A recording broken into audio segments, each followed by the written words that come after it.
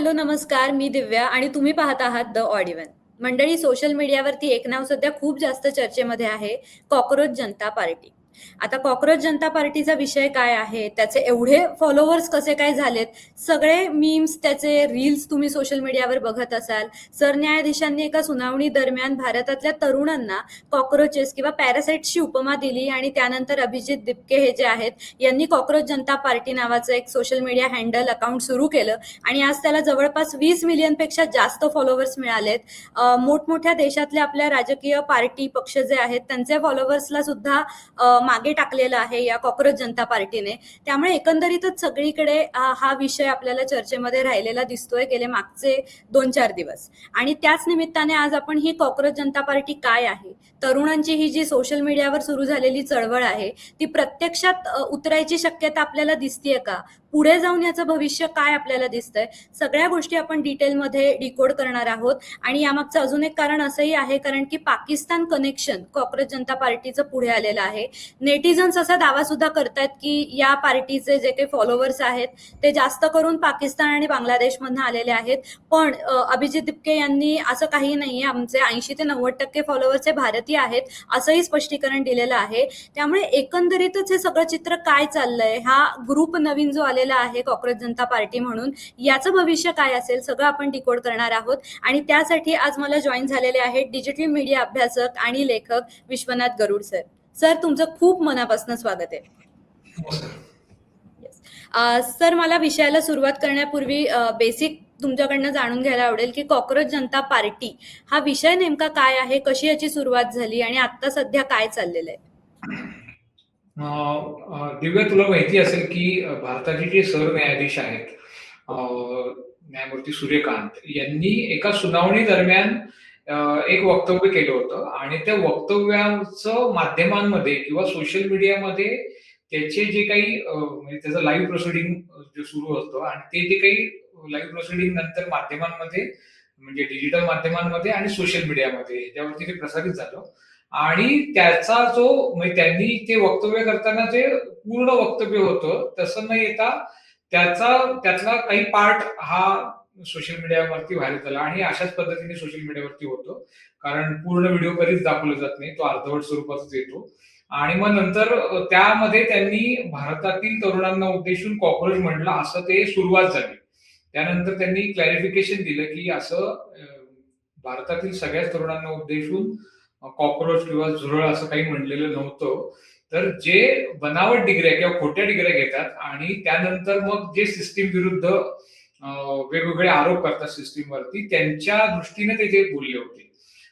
ह्यातला जो सर्वात मोठा कळीचा शब्द होता तो कॉकरोच. हा शब्द त्यांनी वापरायला हवा होता की नव्हता, तर ते माझं म्हणणं आहे की तसा शब्द पण त्यांनी नव्हता वापरायला पाहिजे. म्हणजे जे काही झालं, माध्यमांनी जे काही केलं त्या पलीकडे जाऊन जरी आपण विचार केला तर तो शब्द नव्हता वापरायला पाहिजे. पण लाईव्ह प्रोसिडिंग मध्ये एखादा शब्द त्यांच्याकडनं झाला, याचा अर्थ ते वक्तव्य लगेच त्याच पद्धतीने न्यायमूर्तींचं आहे असं लगेच त्याच्यात काढणं आणि त्याच्यावरनं ते व्हिडिओ व्हायरल जाणं. पण जे काय व्हायचं ते होऊन गेलो आणि ते झाल्यानंतर तो कॉकरोच हा शब्दच तेवढा पकडून त्याचा वापर करून ही कॉकरोच जनता पार्टी 16 मे रोजी स्थापन झाली. आता ही स्थापन झाली म्हणजे कसं आहे की हे सगळं डिजिटल फ्रेंडली आहे, त्यामुळे सगळं ऑनलाईनच आहे. म्हणजे ही इंस्टाग्राम वरती किंवा एक्स वरती हे जे हँडल सुरू झाले आणि अभिजित दिपके हा जो महाराष्ट्रातील युवक आहे, जो सध्या बोस्टन मध्ये आहे आणि तिथं काही पब्लिक रिलेशन मध्ये तो डिग्री घेतोय, त्याची डिग्री पण मिळाली असं लेटेस्ट माहिती आहे की त्याला तो पासही झाला. त्यामध्ये मला कन्फर्म माहित नाही पण असं दिसतंय माध्यमांमध्ये.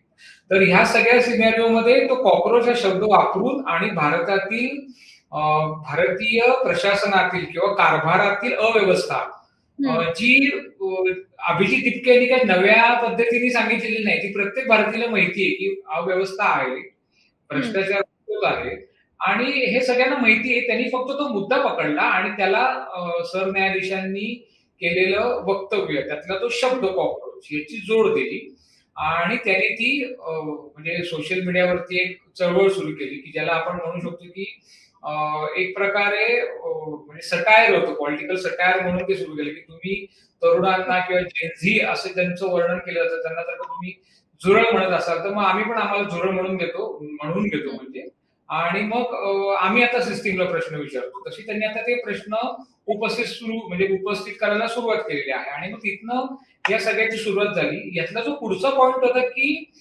त्याला जो प्रतिसाद मिळाला तो अपेक्षेपेक्षा जास्त होता. म्हणजे असं आपल्याला म्हणता येईल, की एखादं हँडल सुरू झाल्यानंतर ते काही दिवसांमध्ये मिलियन्समध्ये जातं.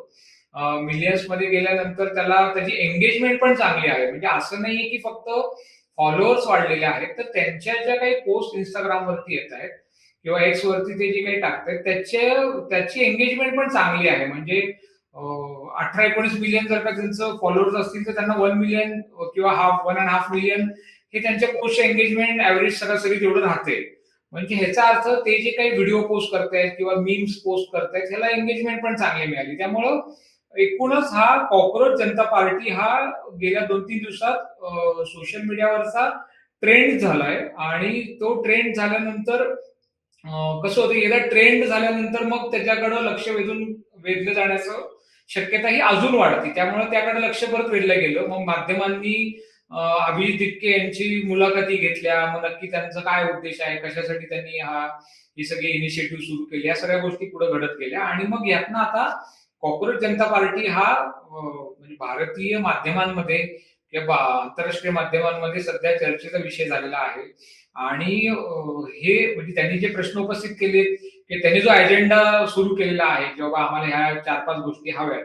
तर मग त्यात त्यांनी म्हणले, की बाबा कुठलाही सरन्यायाधीश किंवा सर्वोच्च न्यायालयाचे न्यायाधीश हे निवृत्त झाल्यानंतर राज्यसभेवरती जाणार नाहीत. म्हणजे त्यांना कुठलंही पोस्टिंग मिळणार नाही. हे आमचा एक अजेंडा असेल. किंवा महिलांना 50% आरक्षण आम्ही देऊ, हा एक आमचा अजेंडा असेल. अशा त्यांनी गोष्टी सुरू केलेल्या आहेत, की बाबा पक्षांतर बंदी कुणी करू शकणार नाही. 20 वर्ष किमान. तर ते म्हणजे पक्षांतर बंदीचा ऑलरेडी कायदा आहे. पण तरी सुद्धा त्यातील पळवाटांचा वापर करून पक्षांतर बंदी होती आणि जे काही घडतं ते आपण बघतो.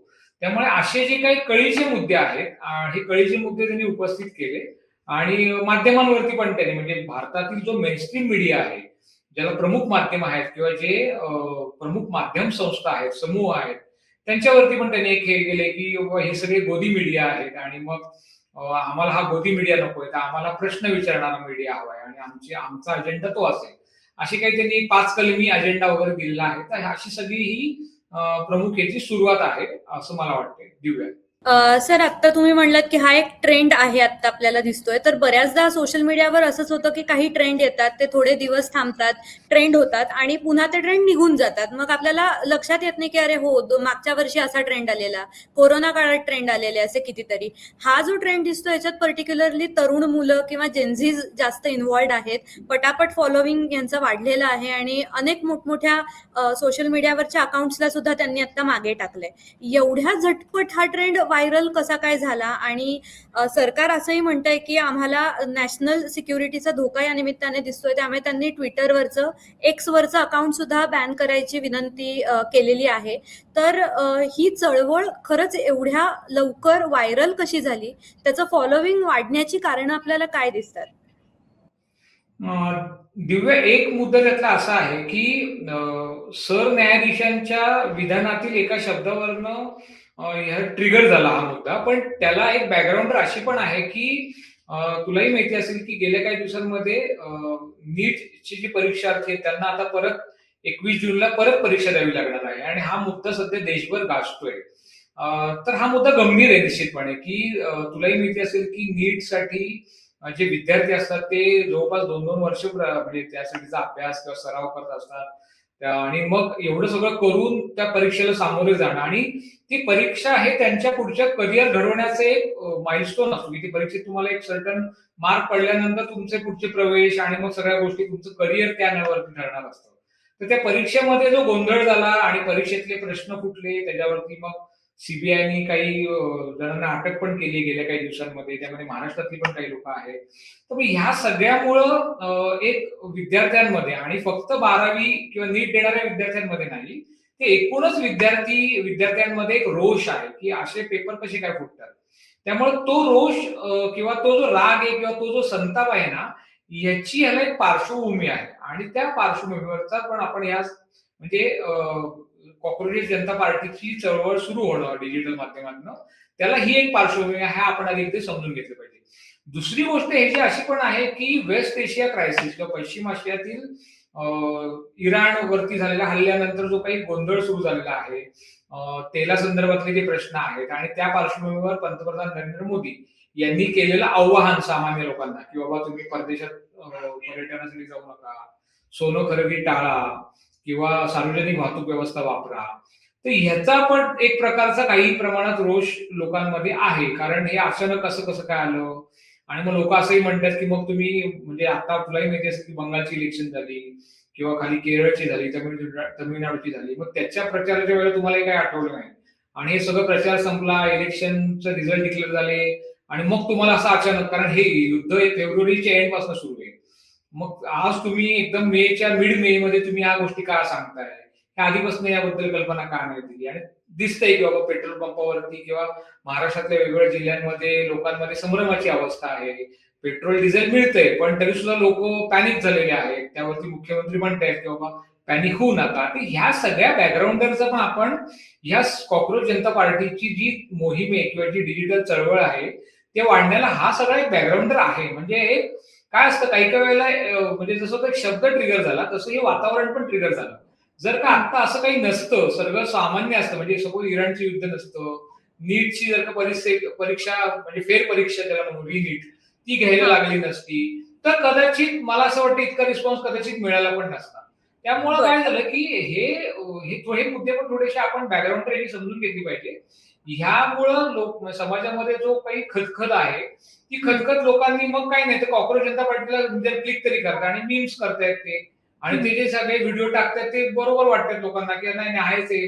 भ्रष्टाचार होतोच आहे असं लोकांना वाटतंय. हा प्रशासनाचा भ्रष्टाचार आहे.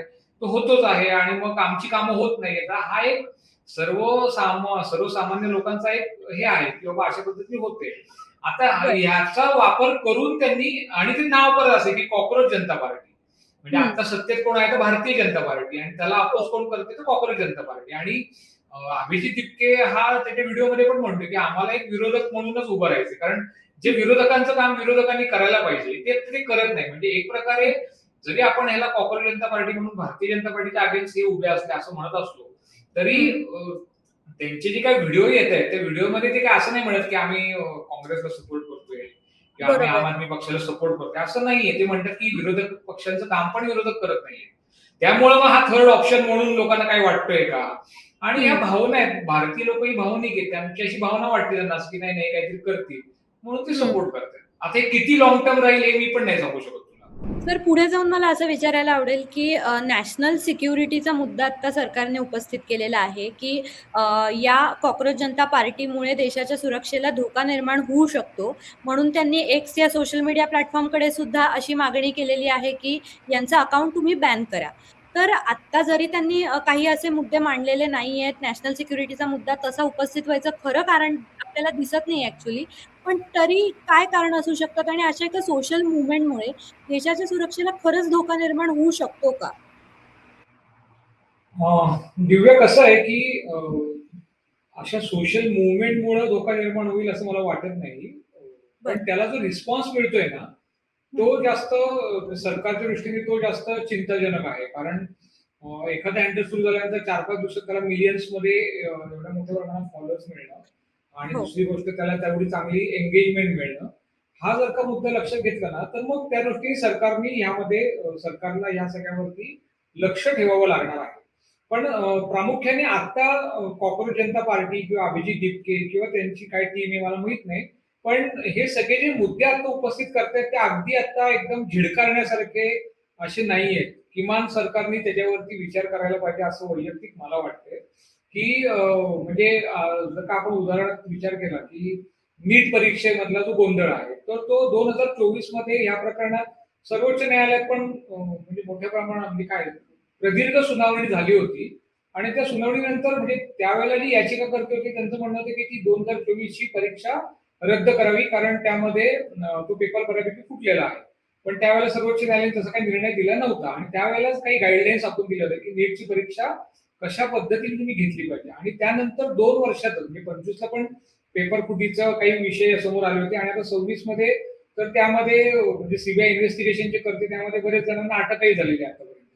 म्हणजे अशा पद्धतीने जर का 23 एक लाख विद्यार्थी त्या परीक्षेला सामोरे जातात आणि ती परीक्षा इतक्या कॅज्युअली जर का तुम्ही घेणार असाल आणि पेपर फुटले वगैरे, तर ह्या गोष्टी मान्य नाहीयेत. म्हणजे ज्या विषयावरती सर्वोच्च न्यायालयाने काही गाईडलाईन्स आखून दिलेल्या आहेत, त्या विषयांमध्ये पण सरकार म्हणजे सरकार थेट असं इन्व्हॉल्व नसलं, तरी प्रशासन किंवा जी नॅशनल टेस्टिंग एजन्सी हे सगळे ह्या सगळ्याला जबाबदार नाहीयेत का? आणि तो जर का प्रश्न विचारायचाच नाही का मग कुणी? त्यामुळे मी असं मुळीच म्हणणार नाही की असे प्रश्न उपस्थित करणे म्हणजे देशाच्या सुरक्षिततेला धोका आहे. आणि राज्यघटनेने देशातील प्रत्येक नागरिकाला freedom of speech and expression म्हणजे अभिव्यक्ती स्वातंत्र्य दिलेलं आहे. त्यामुळे त्या अभिव्यक्ती स्वातंत्र्याचा वापर करून देशातील व्यवस्था सुधारण्यासाठी किंवा जे काही अनागोंदी आहेत किंवा अव्यवस्था आहे त्या दूर करण्यासाठी काही प्रश्न हे उपस्थित केले पाहिजेत. आणि जर का ते कॉंग्रेस जनता पार्टी ह्या नावाखाली काही तरुण उपस्थित करत असतील तर त्यामध्ये अगदीच काही झिडकारण्यासारखं अजिबात नाहीये. सरकारने ह्या सगळ्याला, मी उलट असं म्हणेन की सरकारने या सगळ्याला सामोरं गेलं पाहिजे, त्याची उत्तरं दिली पाहिजेत आणि काही ऍक्शन्स घेतल्या पाहिजेत. आणि जर का तसं झालं तर उलट याचा सरकारला कदाचित फायदा सुद्धा होऊ शकतो.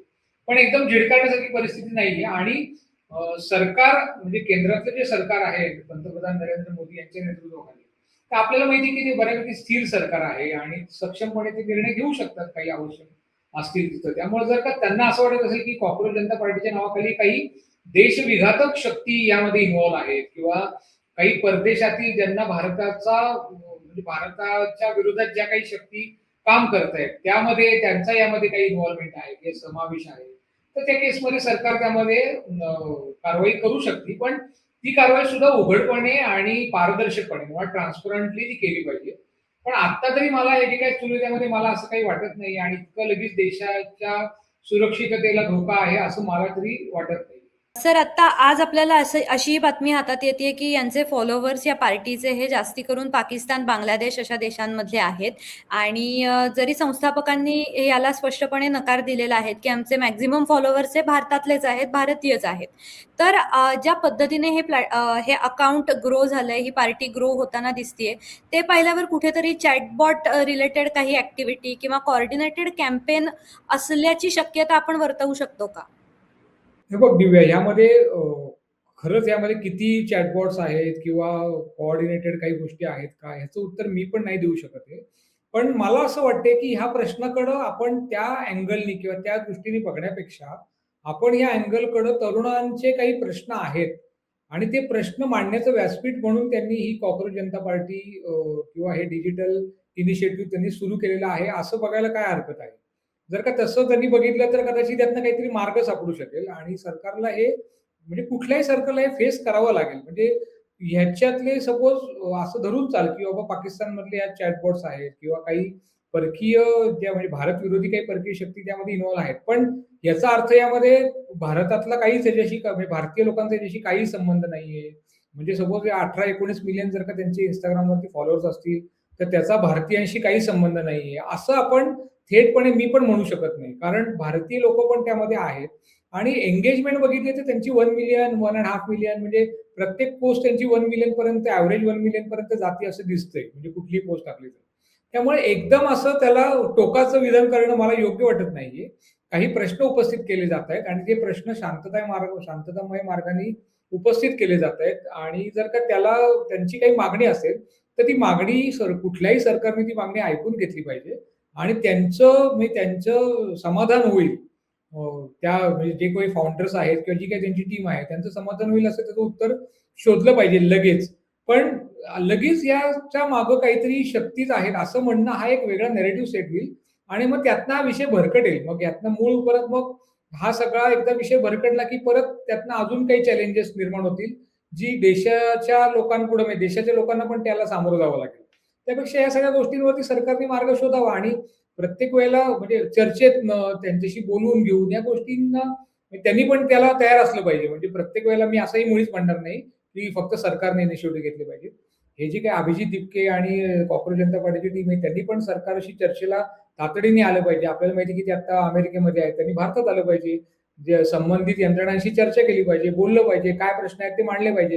नुसतं सोशल मीडियावरती कॅम्पेन करून काहीच साध्य होणार नाही. हेही तितकंच खरं आहे.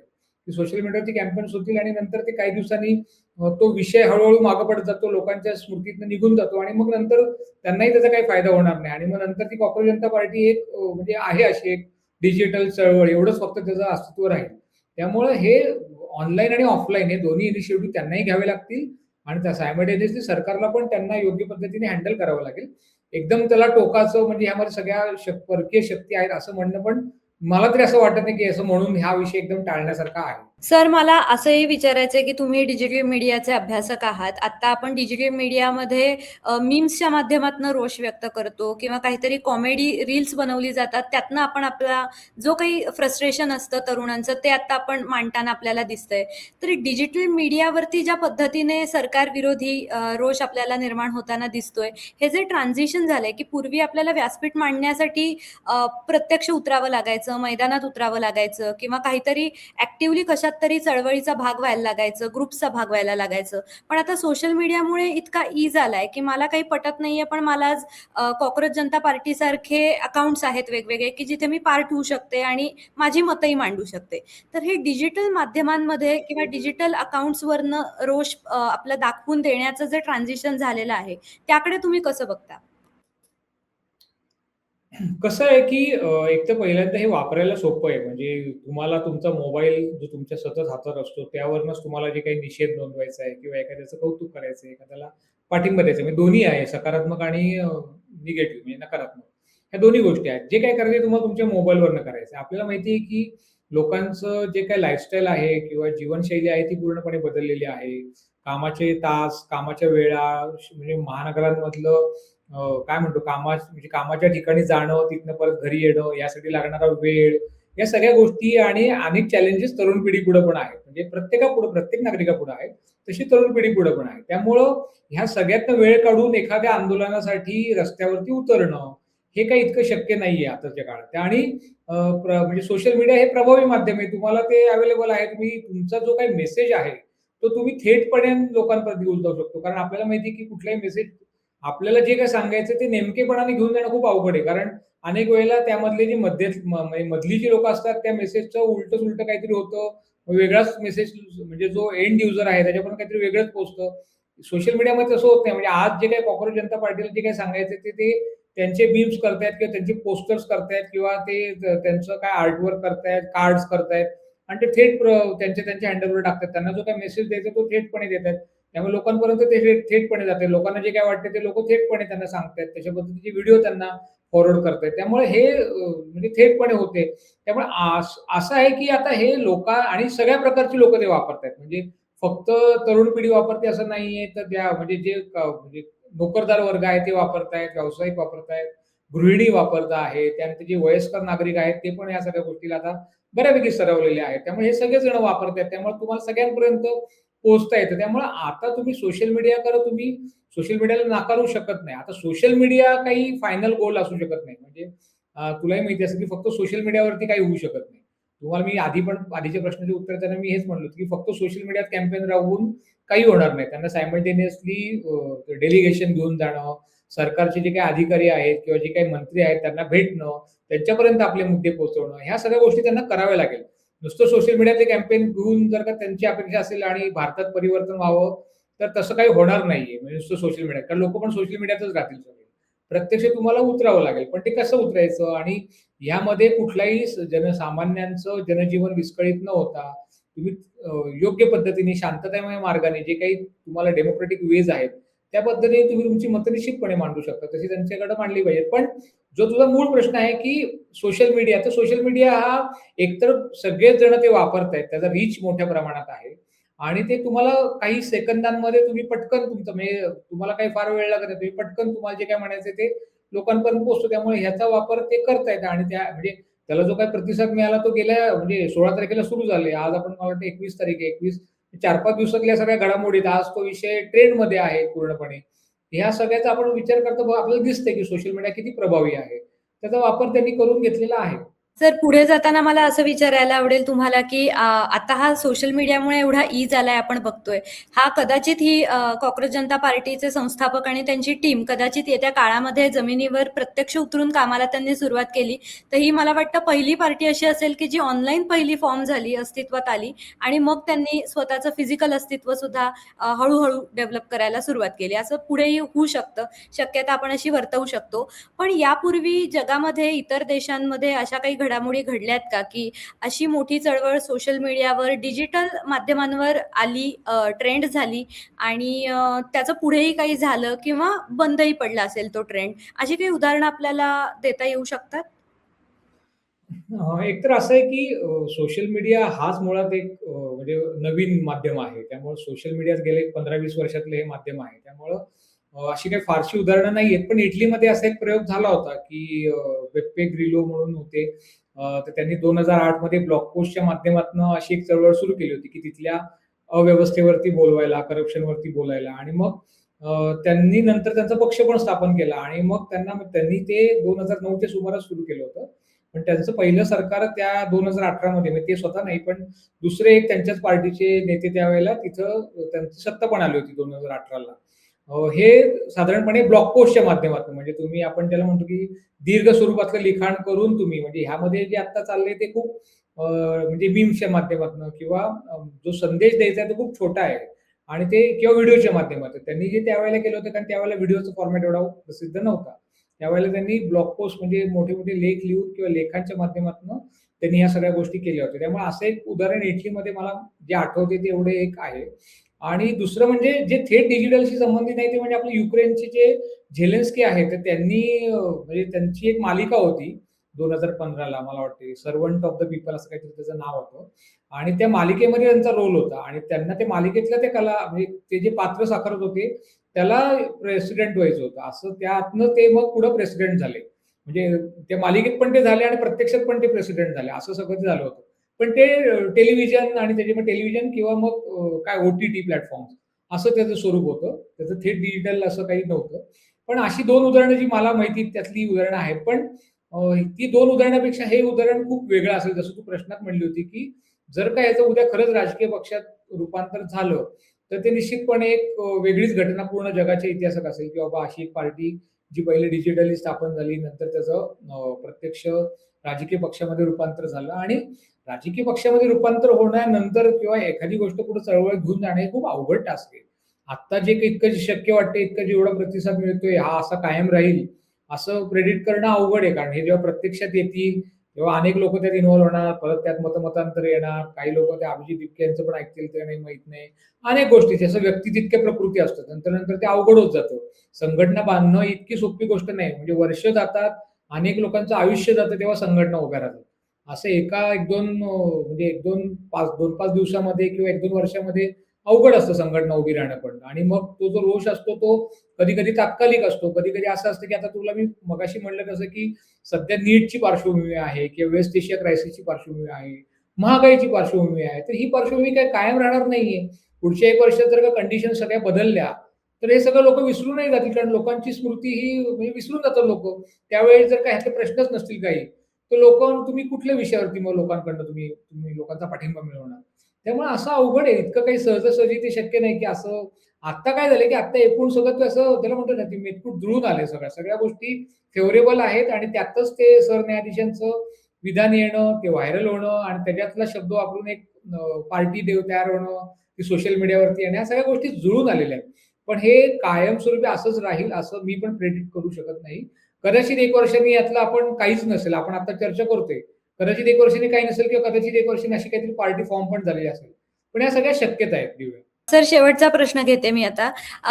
आपण हे सगळं डिजिटल माध्यमातल्या या ज्या चळवळी बघतोय, नेपाळसारख्या देशांमध्ये जी जेनझीजनी जो म्हणजे ज्या पद्धतीने तिथली तरुण पिढी रस्त्यावर उतरली आणि त्यांनी आंदोलनं केली, ही सगळी पार्श्वभूमी सुद्धा आपण बघतोय. श्रीलंकेचं आपल्यासमोर उदाहरण आहे. या सगळ्या अस्थिरतेच्या काळामध्ये अशी पार्टी आता भारतात सुद्धा डिजिटल माध्यमावर आपल्याला ऍक्टिव्ह झालेली दिसतेय. पुढे आपण कोणत्या असे की पॉइंट्स किंवा की फॅक्टर्स आहेत की ज्याच्याकडे आपण लक्ष ठेवलं पाहिजे? कुठल्या दिशेने ही पार्टी जाते? काय आपण कोणत्या गोष्टी ट्रॅक केल्या पाहिजेत?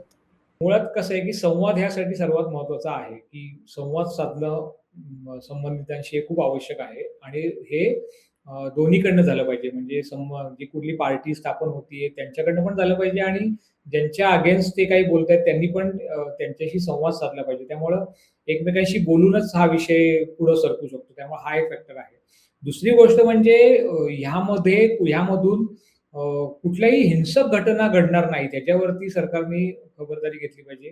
त्यासाठी ह्या सगळ्या सोशल मीडिया कारण त्या नावाने वेगवेगळी अकाउंट सुद्धा तयार होऊ शकतात. कारण ह्यामध्ये कसं आहे, की कंट्रोल कुणाचा आहे माहीत नाही ना. म्हणजे उद्या कॉकरोच जनता पार्टी नावाने आता आपण एक हँडल बघतोय त्याला मिलियन्समध्ये आहे. उद्या कॉकरोच जनता पार्टी नावाने अनेक वेगवेगळी हँडल्स तयार होऊ शकतात. त्याला काहीतरी वेगळी अजून सब नावं किंवा वेगळी उपनावं दिली जाऊ शकतात.